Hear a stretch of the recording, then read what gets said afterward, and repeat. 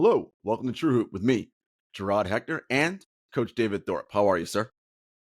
Fine. Now that my producer, taskmaster, boss has told me I have to do this top five, I forgot. So I'm good. It ain't easy after 1 week, but I think I like my picks. I'm doing good, my friend. Yeah, well, the return of top five is coming at the end of the show. A couple things up top, guys. Thank you all so much for subscribing to the podcast and tuning into us every week, multiple times. We appreciate it. Again, we're on Apple, Spotify, Stitcher, SoundCloud. Please rate, review, subscribe. We need all that feedback. The show is also available on YouTube. If you search True Hoop TV, you can find us on YouTube. So again, you can see our handsome faces talking. Please subscribe to that. And we also have the video feature in Substack. So if you already get our emails through Substack, you can watch the video there as well. All right, David, we are a week plus through the NBA season. Already a lot of fascinating things happening on the court, off the court. And we must begin here, of course, because finally, James Harden is a member of the Los Angeles Clippers. And I have to say this, there's been a lot of talk about player empowerment, and you and I are both all pro player. We want them to have as much power and influence as they can because they are the stars of the show. David, do you realize that this is a man, James Harden, who has literally gotten his way 3 consecutive times in trade? When seemingly he had no leverage, he went exactly where he wanted to go every time. He was in Houston. I'm out of here. Let me go to Brooklyn. Okay, you get to go to Brooklyn. I'm in Brooklyn. I don't like the Kyrie hasn't gotten the vaccine. Get me to Philly. Okay, you get to go to Philly. I'm in Philly. I hate Daryl Morey now. Get me out here. Get me to LA. Okay, you get to go to LA. I mean, listen, the rest of us in our world would love to have that kind of ability at our jobs, right? To be like, nah, I'm just gonna go here because that's just what I can do. But it's quite amazing that he's been able to do that. Jarod, he just wanted to go home. How can you be upset with him? I just wanted to go home. He just wanted to go home. So this summer I was at Summer League and I sat next to one of his agents. He's got a few of them. Mm-hmm. And I said, where do you think James is going to play? He said, James is going to be in LA and Dame's going to be in Miami. Well, 1 out of 2. Didn't work that way exactly. It did for James. So now they got him. Let's see what they do with him. But now they got him. Yeah, right? So we'll talk about what looks like on the floor, but quickly in the trade. So the Sixers traded Harden and Tucker and Philip Petrusev, who then got traded to the Kings, if I'm not mistaken. Yes. And the Clippers sent away to Philly Marcus Morris, Robert Covington, Nick Batum, KJ Martin, a 2028 unprotected first-round pick, 2 second-round picks, a 2029 pick swap, and an additional first-round pick from the Oklahoma City Thunder. Now, that 229 pick swap between the Clippers and Philly, it is top 3 protected. So, if you remember, Daryl said in July, when it was clear that Harden wasn't going to play for Philly anymore, he said, well, when the trade happens, I'm either going to get back a star caliber player who can play with Joel Embiid, or I'm going to get back draft capital and young talent that I can turn into a star player to play with Joel Embiid. Well, he seems to have sort of gotten the latter. You didn't get a ton of young talent back. What you did get was expiring contract. All those guys, Morris, Batum, etc. You did get KJ Martin, who's young. Who's good. Yeah, those guys are all expiring, so we'll have a ton of cap space. But the question is, when are you going to, because this is not the final move for Philly. It can't be, because this team, as much as I think Tyrese Maxey is incredible, this team, as it's currently constructed, ain't winning no championship. But can you turn that draft capital, KJ Martin, expiring contracts, and teams love expiring contracts when they're, all of a sudden looking like, this is not going to work out for us this year. Can you turn that into a star? We'll see. Time will tell. And how patient is Joel Embiid going to be while you are figuring whatever this situation out is? Yeah, I won't be as flippant as you just were regarding their title chances. Although you're probably right, Tyrese Maxey is still really young, very young. Yeah, it's a fair thing that he just isn't going to be experienced enough to be counted on to assume that you can count on him. To be fair, I want to be fair to Tyrese Maxey, David. He's had incredible playoff performances, multiple 30-plus point games. Right, but he also wasn't the best player on his team, correct, or the second best player when he was doing it. You love Tyrese Maxey, so do I, as a talent. So there is an argument for just never having a bad player on the court, and then Maxey grows into an all-star, which is certainly possible, Sure. I think.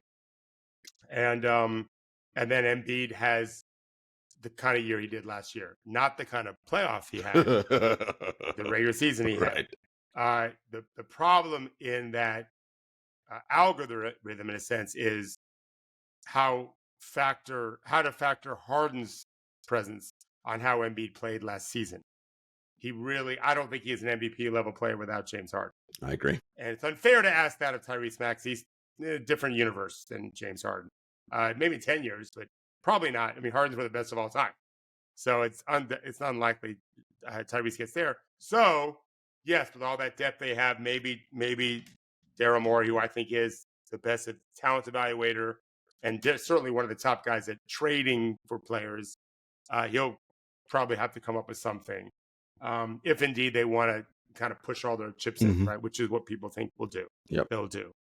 And so, yeah, we'll have to see like who, the Wizards have a bunch of good players on a terrible team.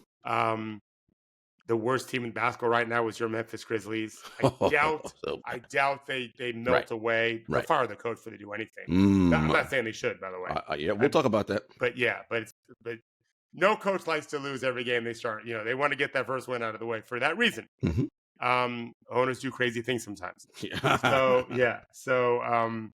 You'd think Philly. We'll see. There's players to be had. There are players to be had, and look, we already know that Chicago Zach LaVine may be someone who is on the move. And we don't know in 3 months who's going to be unhappy with their situation wherever they are. This is the NBA. It happens all the time.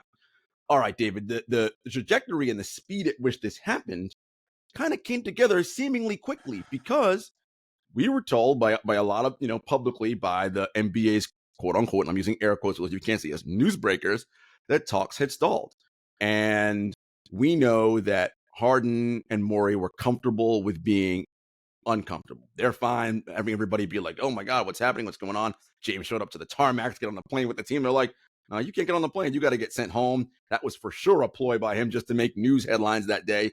So all of a sudden, this trade gets accelerated. And shout out to Vinny Goodwill of Yahoo Sports. He wrote it or said it on a podcast that what sources have told him was that ownership got involved in this this trade. And you and I said, David, James and Daryl are fine being uncomfortable, but how is everybody else at being uncomfortable? Does Nick Nurse like being uncomfortable? Does Joel Embiid like being uncomfortable? And more importantly, does Josh Harris, Sixers owner, like being uncomfortable? And from what it sounds like from Vinny's reporting, and I have no reason not to trust Vinny, that Josh Harris stepped in and said, no, you make this move now. I want to move on from this saga. Yeah. Why Josh Harris would say that it can be, someone can figure that out. It seems, I agree with Vince that this offer wasn't anything that wasn't on the table before, correct, give or take. It could have been done before the season. And it probably financially might have even helped some of these teams, because both these teams, because they maybe could have got some players and waived them, whatever. There's some financial benefits potentially to doing a deal before the season started, and you would have avoided all this controversy, at least on the Sixers side, not on the Clippers side. I've heard speculation that Steve Ballmer got involved and made a phone call. Hey, what does it take to get the deal done? I don't believe that to be true. I don't think that he would do that just yet. Right. But guys, they are co-owners for a reason. Governors, owners, whatever you want to say. They're used to running shit. Having no more than a few in my lifetime, they are used to bending the world to their pleasure. Yep. And in this case, I don't think it was Steve. My guess is it would be Josh, for reasons that one day may come out.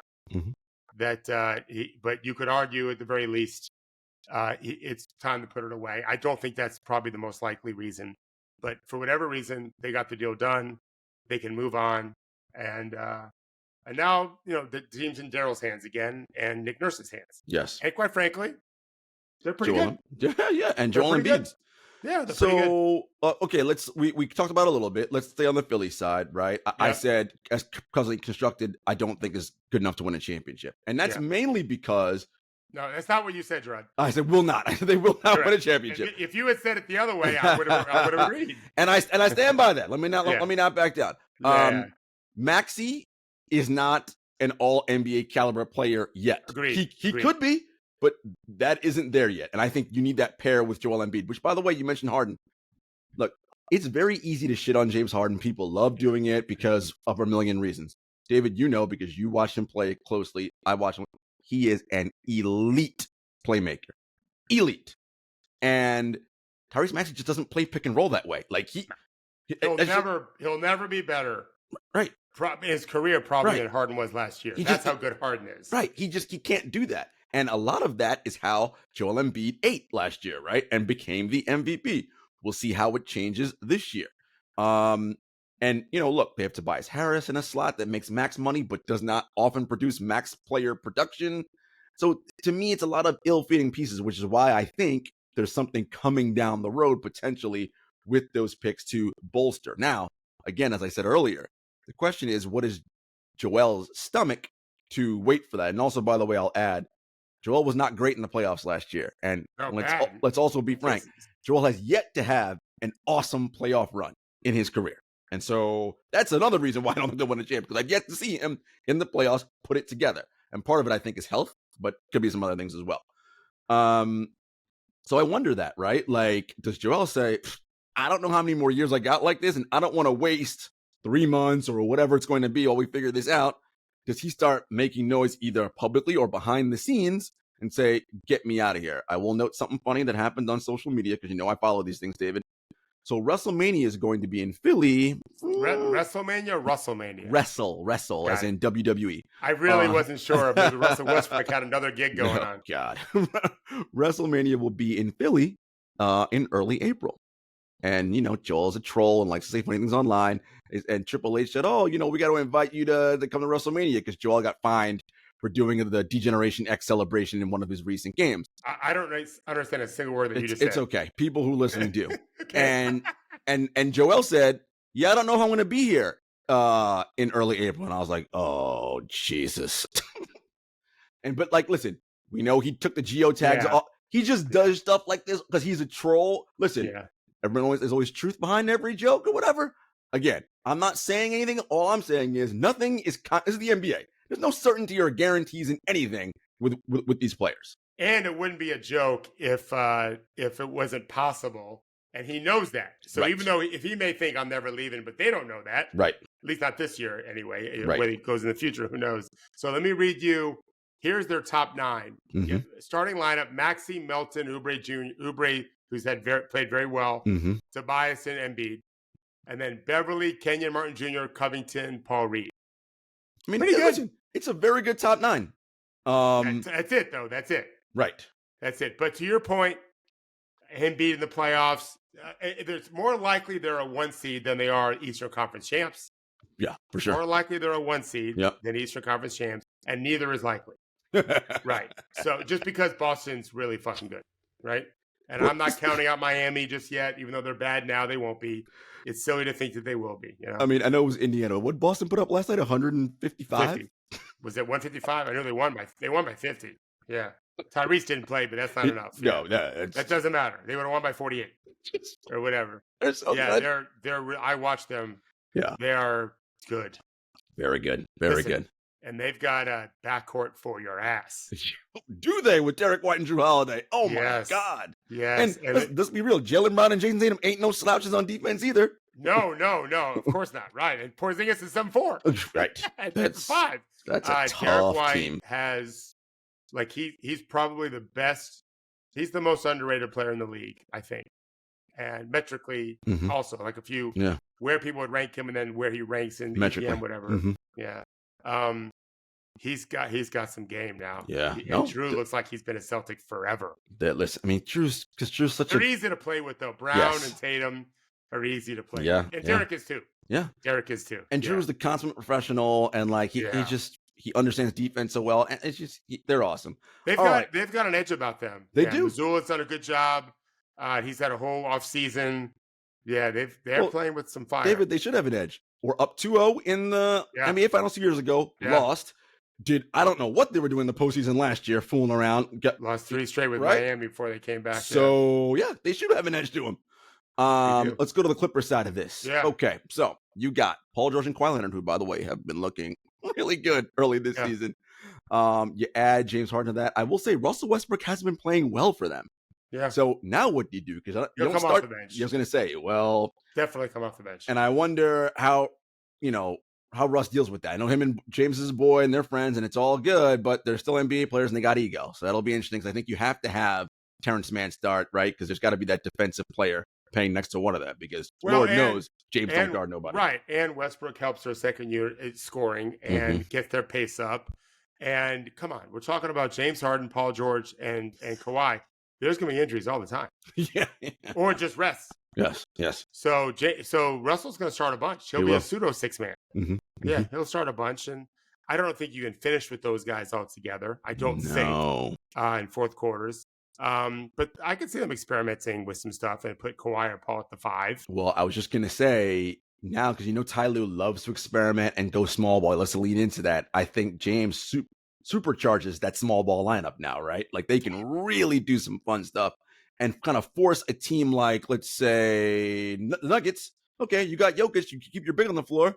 Now you got to guard us out on the perimeter. Do you want to do that, or do you want to go small? I think they're starting to trend in that direction. I think it's interesting. We'll see how it plays. We'll again see how the rest works with Kawhi, and injuries are going to happen probably to one or more of them. And Mann hasn't played yet. He's coming off his own injury, so we'll see how it all fleshes out. But how do you like this team now versus how they were before the trade? I like them more now. Okay. Yeah, I like them more now. I for the reasons you've said. I wrote this yesterday. What Harden might be able to do for Zubac inside as a pick and roll player, then enhance him a little bit. He ain't going to make him Joel Embiid, but he can help him play, more effectively and productively. There should be more of a belief in the locker room that we can handle any, week or two injury to any one of our top 4 guys now, 3 especially. I also, we'll see how James does with what his brand has become and how he wants it to be rewritten, given the things that have happened. He's in shape. I saw a picture of him yesterday. I saw a video. He looks like he's in shape. Oh, he'll be fine. He looks like he's in shape right now, which is encouraging. But he has 13 assists his first game. Yeah, probably. He does that in his sleep, though, right? Right. Yeah, that isn't hard for him to do. Yeah, the game he's really is a cheat code. Yeah, there's going to be some adjusting, obviously, but that's going to take some time. Like it does for most teams. It's the advantage of the Denvers and Golden States and Bostons who, well, in Boston's case, they've had that a bit of a core. And Drew is really plug and play. And so is Porzingis, as it turns out.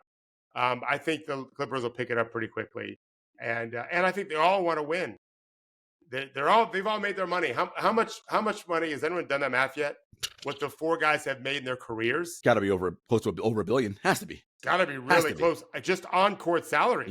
Yeah, for sure. If we did net worth of all 4, it's a enormous amount of money.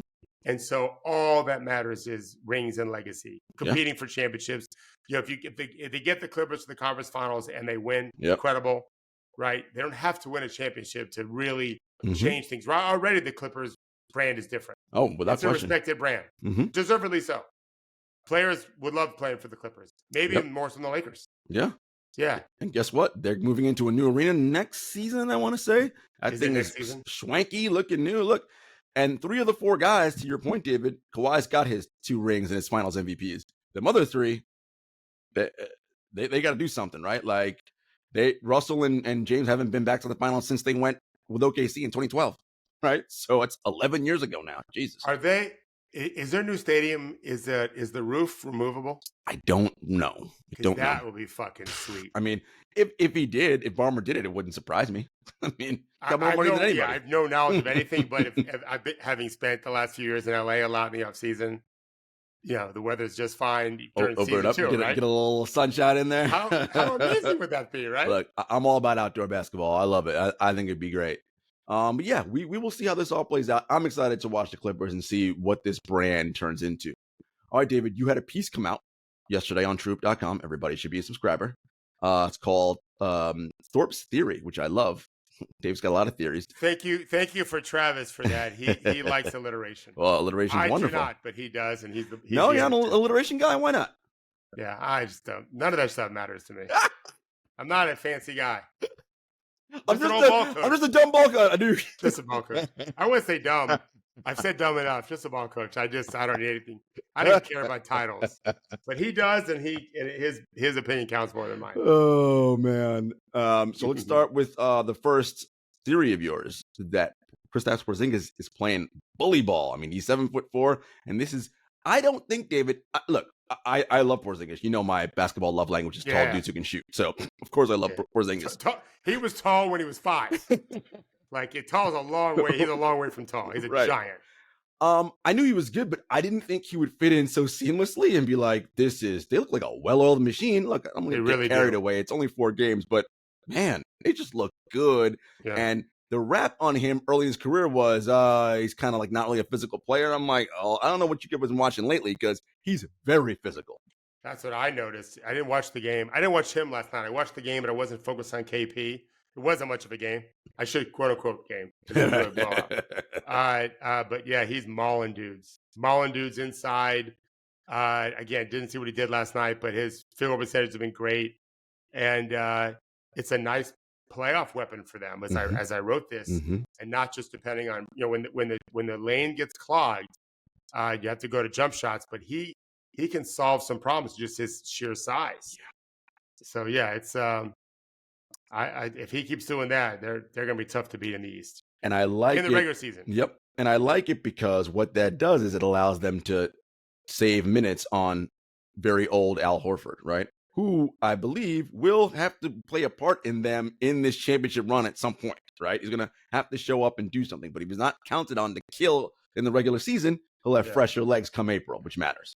That matters. And also, if things grind down to more so in the postseason, everyone kind of knows what they're doing, but you can always find ways to look for mismatches early in the offense. I wrote about post defense is at its worst in transition because help isn't defined, right? Or even sometimes there because you're just not getting back.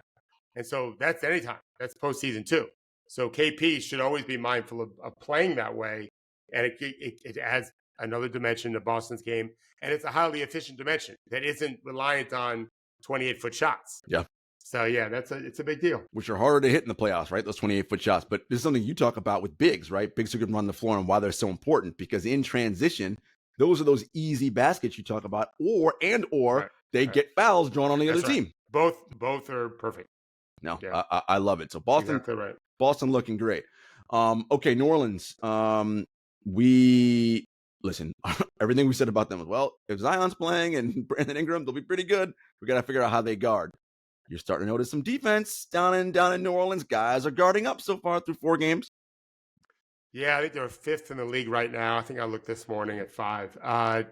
Did you see what I wrote about the clip? But yeah, that's good defense. Yeah, they did. Everyone's just kind of mindful of responsibilities. The big thing is Jordan Hawkins doing it, the rookie from Connecticut that no one projected. Listen, if everyone could see him as a solid defender, he's a top 6 to top 7 pick. Maybe he's the second behind Brandon Miller as a shooter in the draft that also plays D. If they can get him to do that consistently, as skinny as he is, it's a big step in the right direction. And CJ was playing defense in his possession anyway. And that's why I wrote, is it a trend? Is it something more common that we can project? They like Willie Green. He's a liked guy. The players like him. And they have belief when you Zion and Brandon are on your team. And CJ, like offense shouldn't be a problem. And so we better guard. Valanciunas. And Valanciunas, right, who did a good job on this clip. Also defensively, yeah. They shouldn't have a problem scoring. They're gonna be good. I like what I'm seeing from them. They're looking very good. Look, I encourage you guys to get on Thorpe's Theory and check out some of the things he talked about in that piece. Really, really mindful, really good stuff. Just keeping an eye on what's going on. I want to finish with Denver because you had them on, and we talked about them earlier this week. Yeah. They are playing their bench, right? And they're going to, those guys are young and they're going to do dumb things and make mistakes. But the hope is we let them get their reference points in now that as the season goes on, they get better. If Mike doesn't say, okay, we're losing too many games, I can't, you guys are going to make us lose. I have to put my old guys back in. If they can learn, that's going to be huge for them come the postseason. Last night was maybe kind of an aberration. Minnesota just kind of really just put it on them, and they guarded really well in that game. Minnesota really clamped up. and it seemed like an avalanche. Which they're capable of doing. Yeah. This is I don't know if I say this on our pod or someone else's, but they have the potential. I wrote this, I think, too. They have the potential to lead the league in defense. They're very good. They're really Kyle Anderson coming off the bench with Jaden McDaniel, Anthony Edwards, Mike Conley, Rudy Gobert. Cat's the only guy that but he's 7 feet tall. Yes. It's not like he's a little guy. There's even the big guy. So yeah, they can really make it tough on offenses. And Jaden McDaniel is amazing on defense. So good. So is Kyle, for that matter. They're an excellent defensive team. And Ant's got he's got the profile to be a very, very good defender. Yep. So it's going to be some work in progress with that bench unit, right? Like Peyton Watson's going to see some flashes of, and then you can see some flashes of, oh my God, what are you doing? Like Christian Brown, like it's all the same with these guys. But hopefully, they're learning from these things, right? Jokic, by the way, and we'll talk about him later. He's just looking awesome as always. Like hasn't skipped a beat. He's a joke. Literally an actual joke. The Joker is a joke. It's unfair. It really is. Yeah. It really is. I swear I feel this way sometimes. Like if LeBron and Joker, trying to think of some other guys, Chauncey Billups, if they grew up in different households a foot shorter, like maybe they could cure cancer. Like their brains are crazy. Crazy. I know what you mean. How they see stuff and how quick they can process stuff. Like there's better ways to save humanity than just entertaining us, 82 nights a year. That's what I'm trying to say. No, I'm with you, and we'll talk about Jokic more later. But just phenomenal stuff. So everybody, make sure you check out that article. David, earlier this week, Tuesday night, they play again tonight. The Spurs had a wonderful comeback against the Suns. Now the Suns of course helped them because they were just doing dumb things. Up 20 at one point, and then all of a sudden they made this ridiculous comeback. And I was looking at numbers. And it's early because you can't really go nuts on sample size. But in the minutes that the 143 minutes that Kevin Durant's on the floor with the Suns, they are plus 51. In the 49 minutes that he sits there minus 31. And mind you, they have not had Bradley Beal or Devin Booker has not played since game 1. And this is something we talked about with this team, right? It's that we said this is going to happen. Now, the thing about injuries is you don't know when, but we didn't think it was going to be game 1 of the season for Bradley Beal, basically, and then or game 0, I should say. He hasn't played since the preseason, and Devin Booker in game 1. But it's early, but this is a problem too for them continuity-wise, because those 3 guys haven't shared the court enough yet. Now, I know they're smart and all that, but you have to kind of go through the fire and get some reps so that come playoff time, it's not like a brand new experience playing with these guys. Tell me your. I want to hear more about what you see before I opine on the Suns. Yeah. What do you think is going to happen? I think they'll be fine once those guys get back. What I think I like right now is that second game when they didn't have Booker, they played the Lakers. I want to say it was a good game. Came down towards the last few minutes. I thought the spacing around KD was really shitty.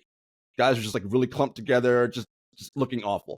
And it makes sense because I'm sure in training camp there wasn't a ton of KD and the mismatch guys, right? They don't know how to space. The spacing has gotten much better around him because they've had to learn because, Bradley and Devin aren't playing. So we got to space better. And I mean, they were up 20 in that game. They shouldn't have lost, right? Like they blew out the Jazz. Like they have better spacing around them. So I think they'll be fine once those guys come back.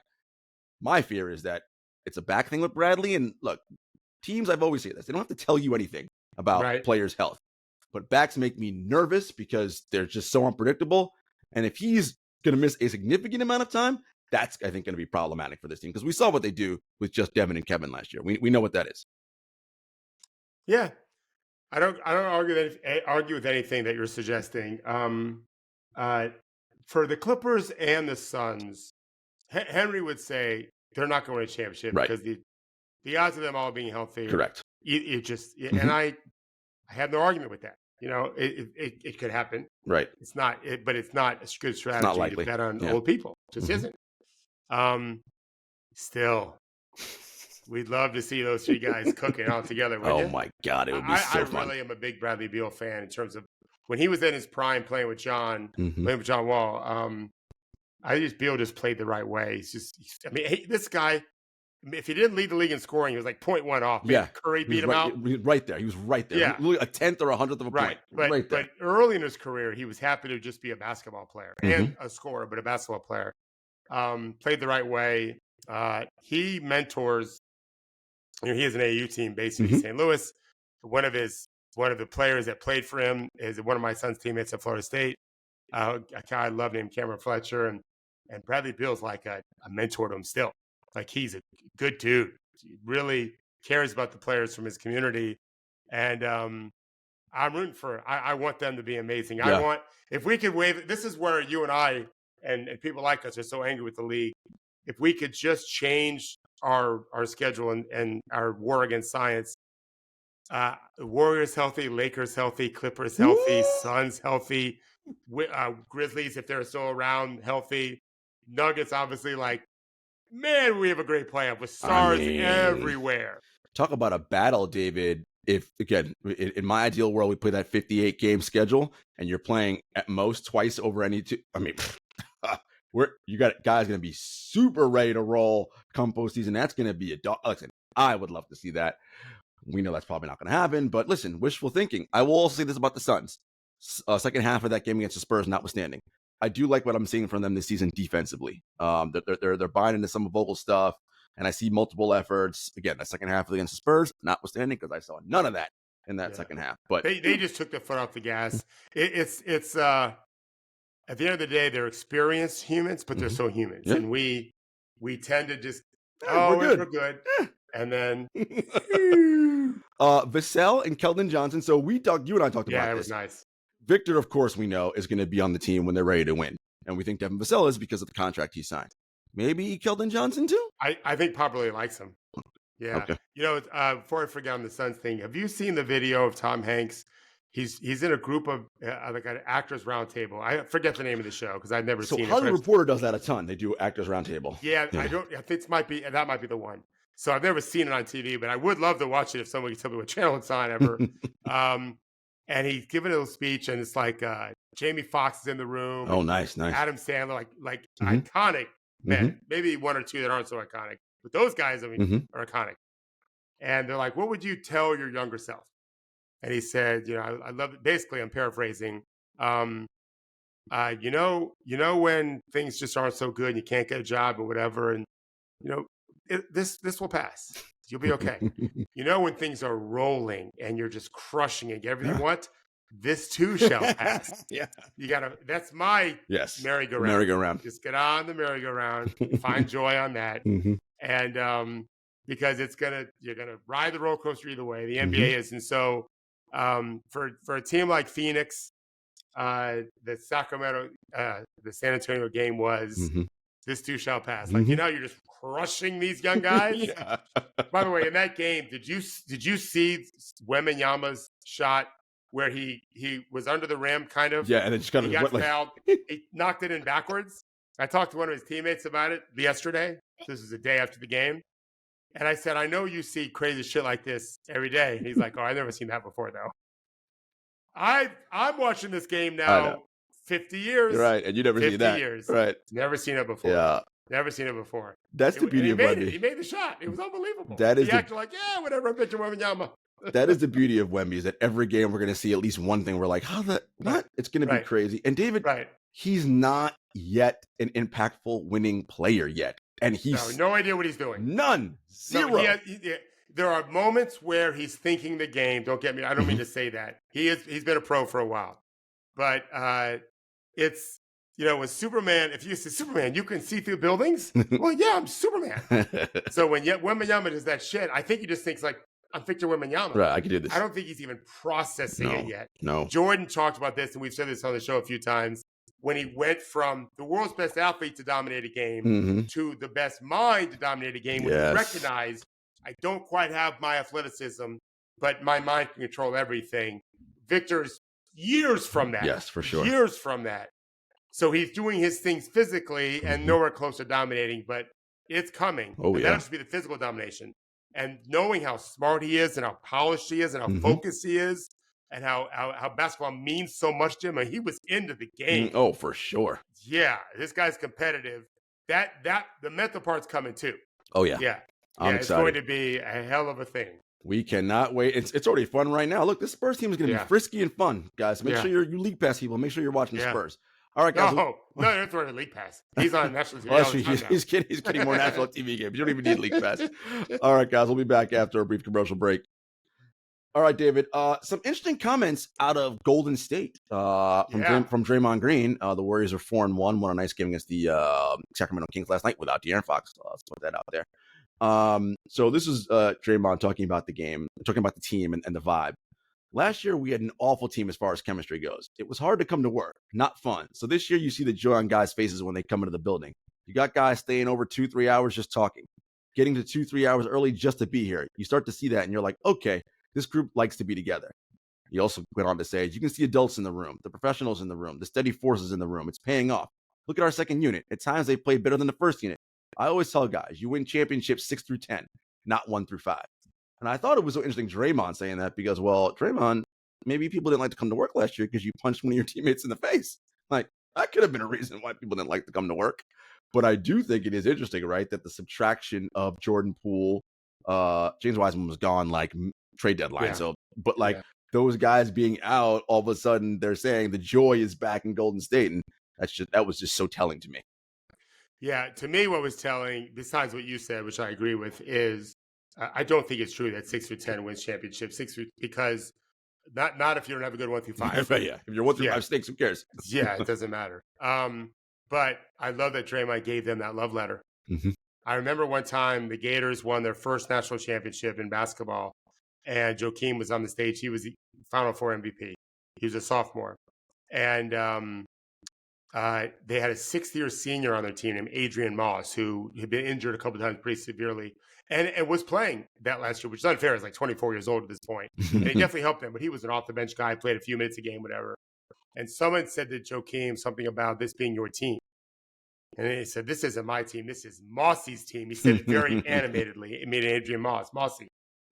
And that was a love letter to Adrian Moss, right? Yep. This is Draymond saying, hey, guys, we need you. Yep. I see you. We need you. Yep. I love you. Mm-hmm. Keep doing what you're doing, guys. Keep bringing that effort. Keep bringing that joy. The top 5 will take care of ourselves. Yes. Yeah. We're good. It's also a love letter to Chris Paul. Well, yes. He's coming off the bench. Yeah. So good job, Draymond. That was smart. And he's smart guy. Draymond's a very smart guy. Yeah. He could run some really good companies one day. That's a smart dude. No doubt. And Paul being there just steadies that second unit. So because you're getting into good offense every single time down the floor. And he's playing with joy too. Yeah, for sure. I noticed that the other day. Like I saw him do some pumpers. I'm like, wait a second, that looks like 25-year-old Chris Paul. Yeah. I love seeing that. Listen, Golden State's right. I mean, right now, we'll get the top 5 later. I mean, they're 4-1. They're one of the better teams in the league. So we will. David, we on this podcast, we love Nikola Jokic here. We think he's the best player in the world. I want to give you credit because you said it was the year before he won his first MVP. You said, if he loses weight, this is the best player in the world. Sure enough. I speculated that he could be MVP if he lost some weight. Yeah. And sure enough, he won 2 straight, should have won 3. Yeah.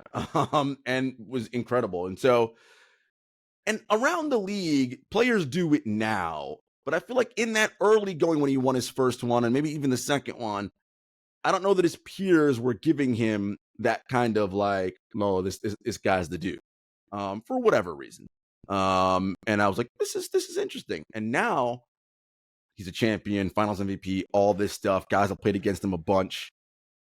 I love it now because they're all just like, oh no. This is the dude. Like Montrezl Harrell, JaVale McGee. These guys are all going on these player podcasts now, which, by the way, I mean, come on. Can't you come on our podcast instead of each other's podcast? Are you trying to fire me already? No. As with us, as a guest. I accept. They're just giving him his props because they're like, man, and I love Montrezl's explanation of how good Jokic is. He's like, bro, it's like he's just saying all these things. You move here, he's like, no, quick pass over here. And he's just like doing all these, like, if you ever see the Dennis Rodman clip from The Last Dance when he's explaining rebounding and his arms are gesticulating everywhere, and it's just like, you're like, what the? And then Montrezl says, and that's before he just drops 30 on you. And I was like, yeah, he can do all these amazing things, right? And then I think JaVale said this, and he kind of messed it up, but I knew where he was going. It's like, I think they say cats see at like 60 frames per second. Like Jokic is a cat, and it's like, no. Humans see between 30 and 60 frames per second. Dogs are like at 70. Cats are at 100. And your favorite thing is, you ever see the house cat and the mongoose? and the house cat is just Well, the whacking house them cat out. was a snake. Yeah, And the snake, whacking him in the head every time because they just. See it And faster. that's Jokic. Like Yeah. I've said it a million times on this show, my favorite thing when I watch him is when he's holding the ball up like it's a water polo ball, and he's telling teammates where to go, and especially when the new ones, when they're first with him, and they're just like, why are you telling me to go? Like they look like confused. Just go there. Go where I'm telling you. And they're like, oh, they go. And then they score. And it's like, how'd you see that? Like, because he just processes these things. And it's amazing. And Baxter Holmes wrote this story for ESPN that came out maybe yesterday or the day before. And it's just all about Jokic. And this is one of his godfather, I believe, said this line. And he says, there's a line. You're as fast as you can anticipate. He anticipates situations 2 and 3 steps ahead. People don't understand. Before the situation happens, he can predict it. And LeBron said this about him last year after the Western Conference Finals. He sees plays before they happen. Maybe it's not talked about because a lot of people don't understand it, but I do. He's special. And I love that part because, yeah, regular people who watch basketball don't understand it. But LeBron, as one of the also sees it cat-like speed, 100 frames per minute. He's like, no. He sees it. He's like me. And I love that the players all now are like, yeah, we see it. And the last thing I'll say, David, is that in Serbia, there were some scouts and agents who were looking at him when he was a player over there. And they saw the beginning levels of this pure natural ability to see the court. But they, like what I imagine many players did before and many people who watch basketball early did, was like, they saw his body and were like, this guy, he can't be the best player. But that goes to show you our bias, right? Like, there's more than one way to skin a cat, to go back to cats, right? You don't have to jump out of the building and be the fastest. If you know how to play this game and can process at that, which, I mean, how many people can do that? 5 in the entire NBA, right? Like, of course you're going to be the best player in the world. And I love that he's getting all this pure prop now. I do too. I spoke to a teammate of his last year who won the championship with him, and he was telling me, this guy's, he's the best I've ever seen. In his prime. I will add this though. It helps that he's so tall. Of course. Right. His skill game is unparalleled for his size. Like Will Chamberlain, like crazy skilled. Better shooter, obviously, but handle the ball, pass it, all the things you talked about. But people, I think, overlook his scoring ability because he doesn't lead the league in scoring. Right. But his efficiency is terrific. The roof. His touch is unbelievable. I really think he's making every shot he shoots inside 12 feet. I really do. I'm so surprised when he doesn't make it. He's amazing. He's never in a rush. Almost never in a rush. Uses fakes well. Great hands. Like it's excellent. It would be very hard to recreate him in a lab. Yeah. There's a lot going on, and none of it is explosive athleticism. Yes. There's agility. He's nimble. Listen, he rebounds the ball and pushes. He's fine. He can move just fine. Stops on a dime when he needs to. Great left hand, passing, dribbling. Yeah. This guy is truly, truly special. And so the only thing I think I did relatively smartly is when everyone else was saying Giannis was the best player in the world, I was saying it was Jokic. Yeah. Yeah. When after he lost weight, people thought, I think Giannis won the MVP, but I thought Joker was the best player in the world. He's just been phenomenal. And there's another quote that I loved in that piece. The thing is, we can only see the surface, but he's like a wide ocean. He's very excited, but you can't see that because he's under control. And I love that. I'm like, because that's just so much of like how he plays the game, right? We always talk about the great ones play at their own pace, and he's almost never rushed, right? Just what's John Wooden's favorite? Be quick, but don't hurry, right? Like it's just he's never hurried, right? I can do things quickly, but they're quickly in when you say when you say play at your own pace, what that really means is when I'm better off playing fast, I can, and when I'm better off playing slow, I can, and you can't dictate either or. Correct. Yeah, I can slow down when I need to. I can speed up when I need to, as opposed to guys who only play slowly, or only play fast. It's an advantage to be able to do either one based on who you're playing, and who's on your team. Yeah, no, it's listen, and anybody who goes over that team, those young guys, I mean, you have the opportunity. You're studying at the feet of one of the great players ever. Just for sure, just absorb everything that guy's doing and saying. He tells you to go wherever he's telling you to go. He knows. Right. It's beautiful to watch. And the Nuggets are playing good basketball. Last night you texted me. You were like, I think the Raptors are going to have 2 All-Stars. And I was like, ooh, ooh, I mean, I knew exactly who you were talking about right away. I'm like, Yeah. well, they already one's already been an all-star, so I know Pascal's one of them. Yeah. And then the other one has to be Scotty Barnes. Yeah. And ain't that a shooter? He played good last He night. did. He played good very last well night. last But night. he's Yeah. not. He's not. Yeah. So we had to do. How many bold predictions did you make? 5. 5. Mhm. So I was one of them. Scotty's gonna be an Mhm. all-star, Mhm. and I didn't know if he'd be an all-star. Right. He's playing like one right now. Yeah. He's Yeah. he's not. The joy isn't where I want it to be. Mhm. Not that he cares. Right. I do see some joy out of him hugging Mhm. after games, like really meaningful hugs. Yeah. But he's playing with force. Yeah. A lot of He force. is. I don't know this to be true, but I would bet he leads the league in blocked 3-point shots. Ooh, even Just more, 'cause even more than Wemby. Mm. Oh, maybe I'm wrong. No. I'm telling you, Scotty's got a few. Well, Scotty's He's what? 6'7". What's his 6'7" wingspan? with his 7. foot. Yeah. Yeah. Athletic. He's just playing with force. He's posting. He's banging, bullying. He's got the ball in his hands a ton. He doesn't have a quarterback just yet, and so maybe Siakam isn't the all-star because everything's. Even though he led the team last night in scoring, everything's kind of going through Scotty Mhm. and Dennis to some degree, and they haven't figured out yet how to incorporate their best player in as Right. much. Pascal just had to do it with pure talent right now, but if that plays its way out, I mean, they should be 3-2. They should have beat Chicago. Yep. And they really should have beat Portland at home, but they played badly. They deserve to lose. Mhm. In Chicago, they just melted down the last couple of minutes. They should be 3-2 with a tough schedule. They killed the Bucks last night. Just listen. Dennis killed Dame. Scotty and Pascal killed it. Pascal is the best player on the court. Yeah.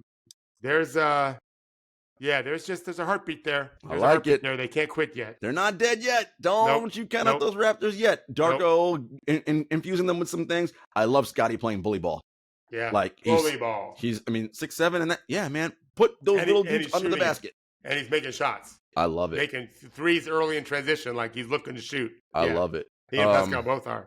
You mentioned they destroyed Milwaukee last night. Look, I'm not going to overreact. Only 4 games, but Milwaukee's defense not looking great over these. Looking great over these first 4 games.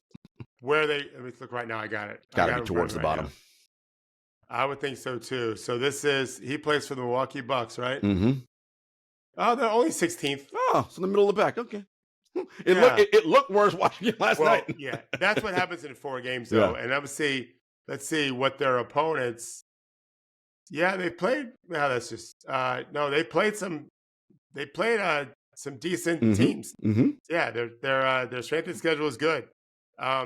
They're bad when they don't really apply themselves. Yeah. First of all, you have Giannis and Lopez alone. Should make you right. Yeah. So that makes a difference right there.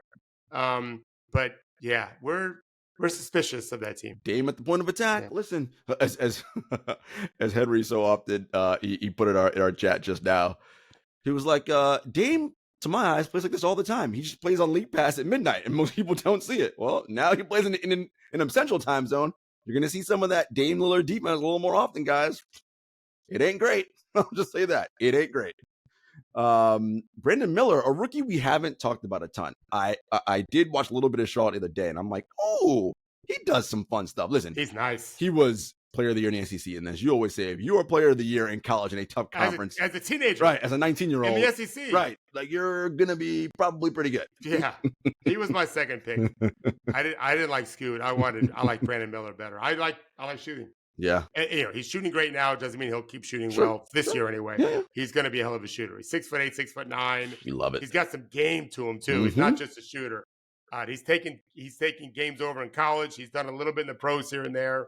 I worry about that team. They're bad. As you should. They're bad, and I my feelings on LaMelo. Super talented, but I still don't see that competitive fire. He got a bunch of his points yesterday, and the game was already over. No, like where's your fight? I want to see some fight. But Brandon Miller, I think, is going to be really good. Yeah, no, we like him a lot. Keep your eyes on him. Yeah, Charlotte, I just new ownership, new GM. Looks like same old Hornets to me. Okay, you noticed a clip from the Lakers. D'Angelo Russell. Said something to Christian Wood, and it was pretty instructive. During the game, D'Angelo was on the bench. And Christian was in the corner by the Lakers bench, and this is in overtime. He said right to him, and then basically on the next play, what D'Angelo talked about actually ended up coming to fruition. But I know you love that because it's teammates communicating. Yeah. So talk us through that. Yeah, so just basically after the game, Christian Wood. So finally, Darvin Ham. A year ago, we had multiple guys that could play center next to AD. Now he's playing Christian Wood, who also is a talented player. So he's got more size on the court. Christian Wood's in the corner in front of the Lakers bench. D'Angelo Russell's not in the game, and basically says, "Hey, either get it and shoot it, or if you don't get it, crash it. Like there's an opening there to go to the rim." If this is Christian Wood saying this, you can see D'Angelo talking to him on video after the game. Christian Wood is saying this to the press, and sure enough, yeah, I think who was it that Cam Reddish missed a corner three to win the game, and Christian comes crashing in, slam dunks it in. Listen, if that didn't happen, the net result is the same. Right. D'Angelo Russell, who I don't think has a sterling reputation. No. The people I've talked to like him very much. Going back to his rookie season, I've talked to teammates of his who had nothing but positive things to say. Total pro and all of this, that, whatever. And there he is on the bench last night. This guy's one of the best offensive players in the world. He really is. And he's not on the court. I don't remember if he fouled out, whatever. I didn't look at that. He was invested in the game. Invested in the game. That's a good sign. Yeah. That's a good sign. Look, this Lakers team is good. You liked them good. Beginning before the season started. You said, look, this team could come out of the West. I like them now. I don't love that whole minutes thing with LeBron. Another game over 40 minutes. I'm like, really? Okay. So it's just a lie. I'm just like, guys. Come on, guys. And AD played 48 last night. I was like, all right, man. Like, diminishing returns at some point. Hold on. What? Yeah, AD played 48. LeBron played 42, I want to say. What? Uh-huh. Jesus. Yeah. I think I'm right. Let me pull it up before I start telling lies. It was overtime. Right, there was overtime. People are like, Jarod, you're telling lies. That's not what happened. It means he would have played 43. Right. He's got 5 minutes in overtime. Exactly. Let's see. Box score. Here we go. Minutes. Anthony Davis, 48. LeBron, 42. Yep. Jeez. I was right. Yeah. Listen. Crazy. You know, it's what it is, man. Just don't forget this when AD misses 2 weeks or more. Well, yeah. I mean. David, you know what starts tomorrow in the NBA? The in-season tournament. And the new courts. I'm excited about it. The courts, first of all, look awesome. I love it. They've all got like runways up to like at the strip, and then in the middle of every court is the NBA Cup, and then underneath, over the top overlaid is whatever your team's logo is. I think the courts look very cool. Just keep KD's reaction when he's like, "I'm playing on a purple court in the NBA." Like it was hilarious. But by design. By design, yes. They want to have a different look. I love that, and they had a couple players, Draymond and Steph and KD. The NBA sent their media people down to their places and asked them to handicap and pick the in-season tournament. Now, really? Now, surprise, of course. They all start with, well, of course you know I'm picking us. Like, right. Well, they should. Right off the bat. And then they go through picking each group. Look, I know people think it's hokey and it's this and that. Look, I'm a fan of European football, so I love in-season tournaments. I'm used to that. That's a thing that we do, and it's fun. Yeah. I love the idea that you get a chance to win a trophy. Like, you get 3 opportunities every year to win a trophy. Champions League, your league title, or Europa League if you're not in Champions League, and your domestic tournament. That's awesome. Right. So I love that. So it starts tomorrow. There are 6 groups, 3 in the West, 3 in the East, 6 groups of 5 teams each. You will play each person in your group once. So 4 games for each team, 2 at home, 2 away.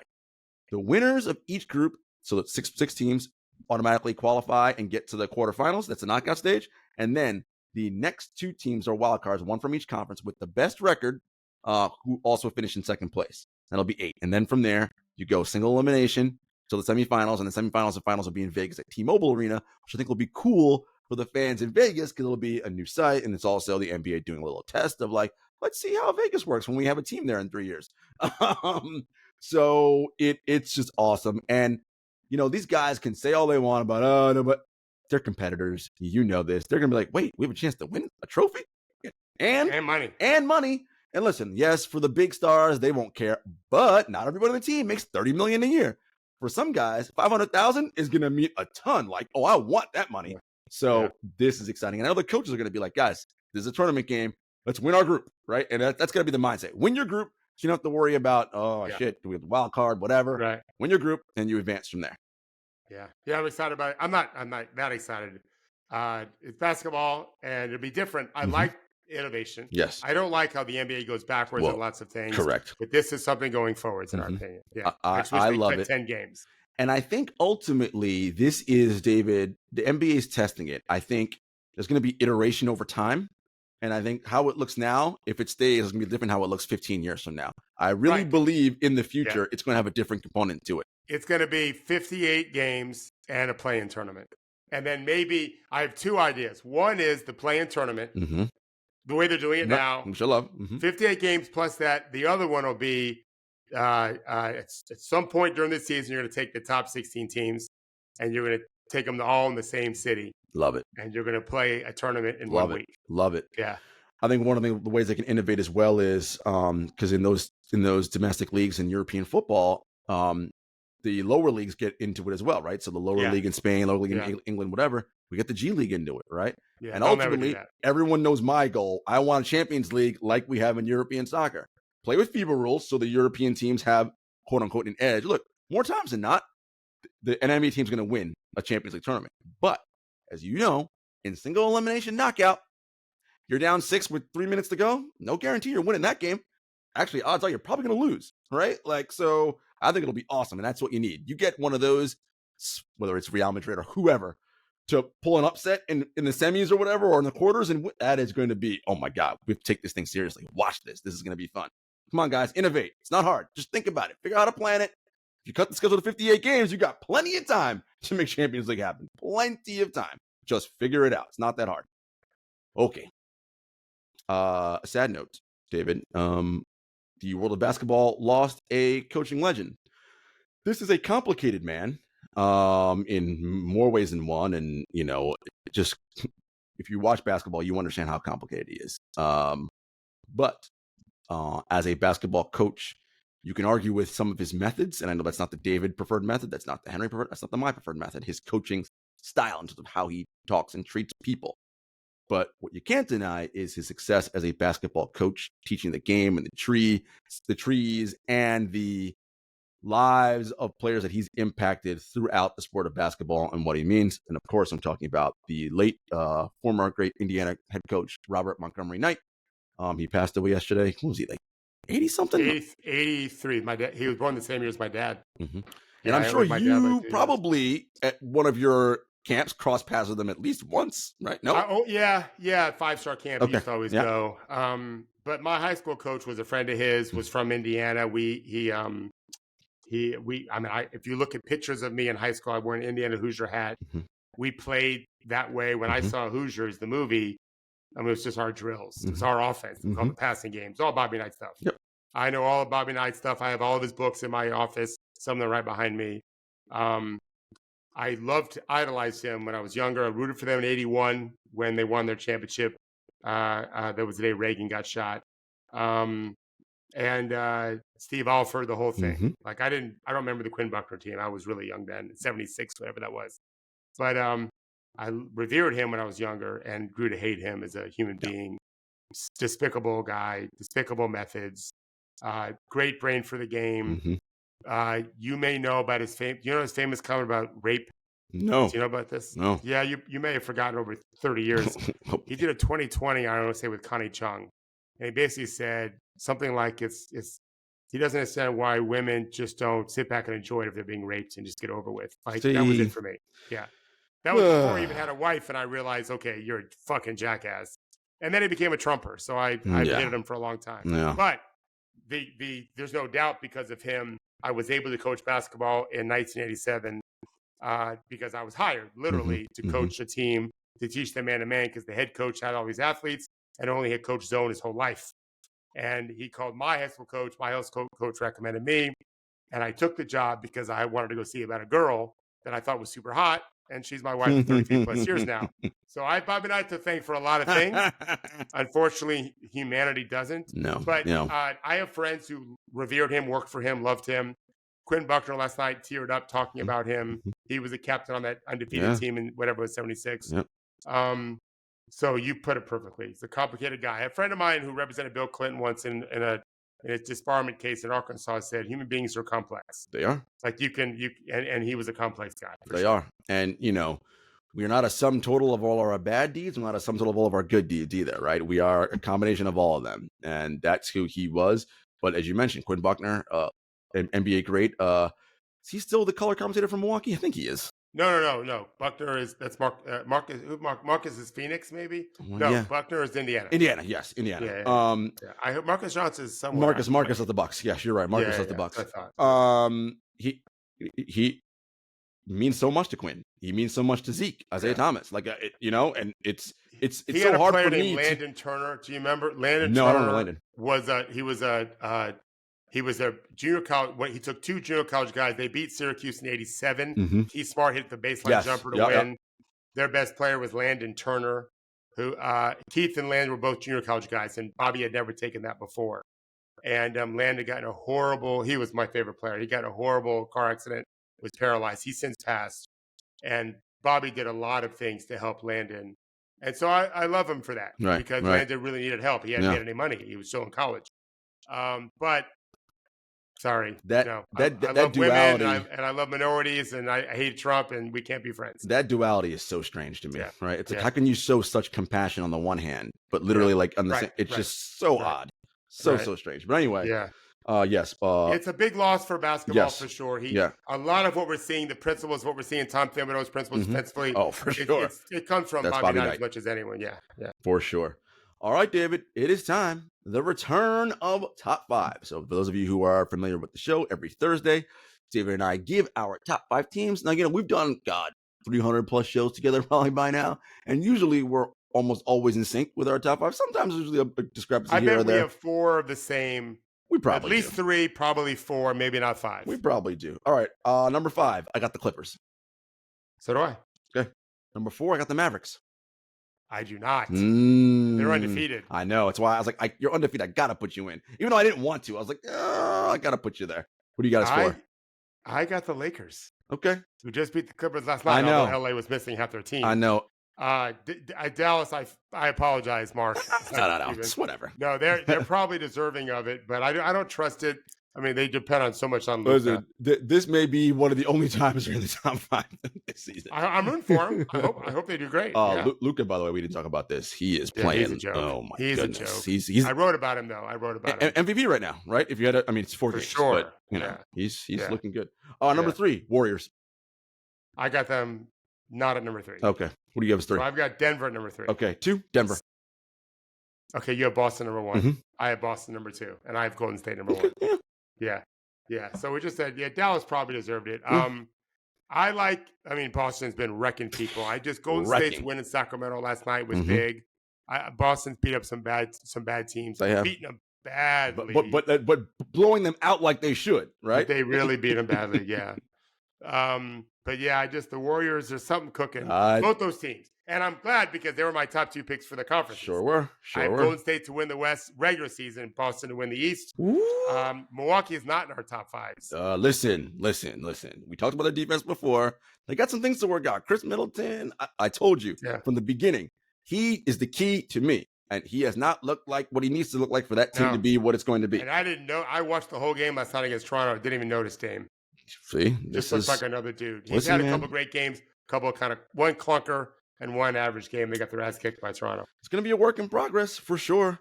All right, guys. In-season tournament starts tomorrow. A ton of good games this weekend. We'll see you next week. Take care.